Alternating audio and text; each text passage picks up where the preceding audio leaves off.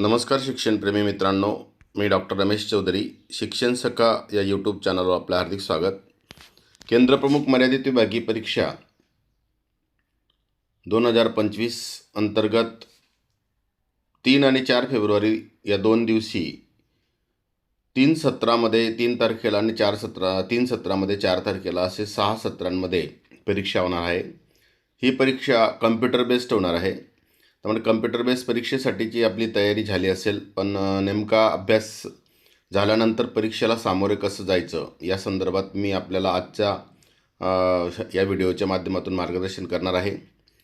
परीक्षेला 200 प्रश्नांचे 200 गुण असतील आणि या 200 गुणांसाठी आपल्याला फक्त 120 मिनटं राहणार आहेत. तर 200 प्रश्न आणि 120 मिनटं हा विचार करता आपला वेग खूप महत्त्वाचा असेल.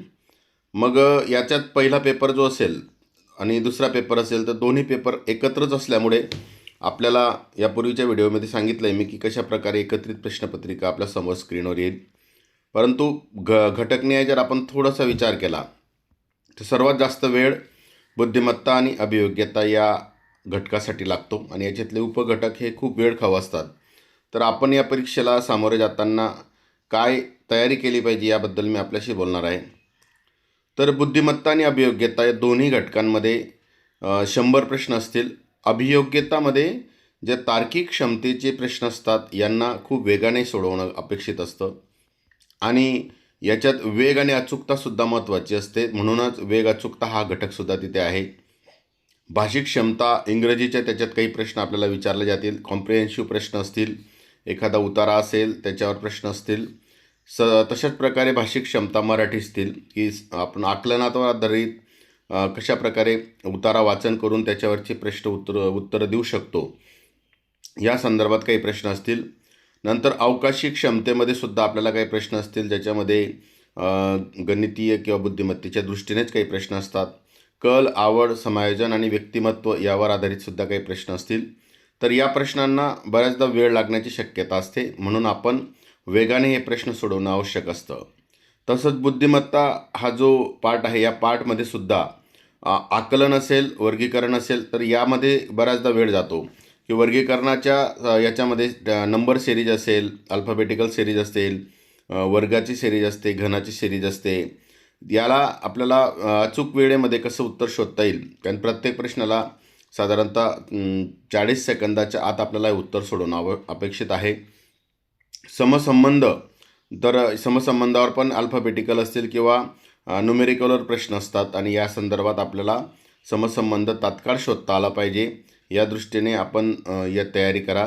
क्रमश्रेणीमध्ये सुद्धा जसं की 1, 3, 5 पुढची संख्या काय, किंवा 2 त्याच्यानंतर 9 आणि नंतर 16 असतं पुढची संख्या काय, अशा क्रमश्रेणी असतात की ज्याच्यामध्ये साधारणतः नैसर्गिक संख्या असतील किंवा गणितीयदृष्ट्या म्हटलं तर वर्गसंख्या असतील, घनसंख्या असतील, यांचे क्रम असतात, किंवा ती संख्या आणि तिचा वर्ग आणि तिची संख्येची बेरीज अशा प्रकारे क्रम पण असतात. तर थोडंसं ही तयारी आपण फास्टरित्या केली पाहिजे. तर्क आणि अनुमानावर सुद्धा काही प्रश्न असतात. या प्रश्नांना आपण तात्काळ प्रतिसाद देणं गरजेचं असतं. कूट प्रश्न असतात, त्या कूट प्रश्नांवर सुद्धा आपल्याला फोकस करणं गरजेचं आहे. बऱ्याचदा कूट प्रश्नांमध्ये वेळ जास्त लागतो आणि उदाहरणार्थ नातेसंबंधाशी संबंधित प्रश्न असतील किंवा कूट प्रश्नामध्ये काळ, काम, वेग या संदर्भात सुद्धा काही प्रश्न असतात. सांकेतिक भाषेवर प्रश्न असतात की जे समजा अमर म्हणजेच 2, 3, 4, 6, तर एखादी दुसरा शब्द म्हणजे काय, तर या सांकेतिक भाषेमध्ये सुद्धा आपल्याला फास्टरित्या आपल्याला उत्तरं शोधता आले पाहिजेत. लयबद्ध मांडणीसुद्धा महत्त्वाची आहे. तर बुद्धिमत्ता आणि अभियोग्यता याच्यातील जर घटक पाहिले आपण, तर सर्व घटक तसे बघायला गेले तर 8वीपर्यंतच्या स्कॉलरशिपवर आधारित असतील साधारणतः, परंतु ते वेळखाऊ असल्यामुळे बऱ्याचशा शिक्षकांना याच्यात जलद गतीने कसे उत्तरं शोधता येतील यासाठी प्रयत्न करणं गरजेचं आहे.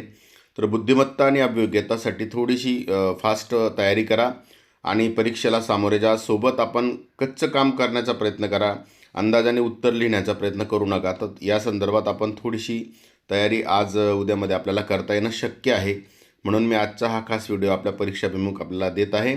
तर आपण या पद्धतीने तयारी करा आणि निश्चितच यशस्वी व्हाल. उद्याच्या व्हिडिओमध्ये मी शालेय शिक्षणासंबंधित जे नियम दुसरा घटक आहे, ज्याच्या संदर्भात दुसरा पेपर म्हणतो आपण, तर त्याच्यावर थोडंसं बारकाईने मी आपल्यासोबत चर्चा करणार आहे. आपण सर्वजण अतिशय मनापासून या परीक्षेच्या तयारीला लागा. काहींची परीक्षा आता उद्याच म्हणजे 3 तारखेलाच आहे आणि काही उमेदवारांची परीक्षा ही 4 तारखेला आहे. म्हणून मी शक्य झालं तर आज दुपारूनच हा दुसऱ्या पेपरचा संदर्भातलं व्हिडिओ मी आपल्यासोबत सादर करेल. आपण आतापर्यंत जर हा व्हिडिओ पाहिला असेल तर लाईक करा, कमेंट्स करा आणि शेअर करा आणि चॅनलला आपलं सबस्क्राईब पण करा. आपल्या मित्रांना पण शेअर करा. अजून आपल्याला काही आवश्यकता असेल तर आपण कमेंट्ससुद्धा करा. आपल्या सर्वांना मनापासून शुभेच्छा. धन्यवाद.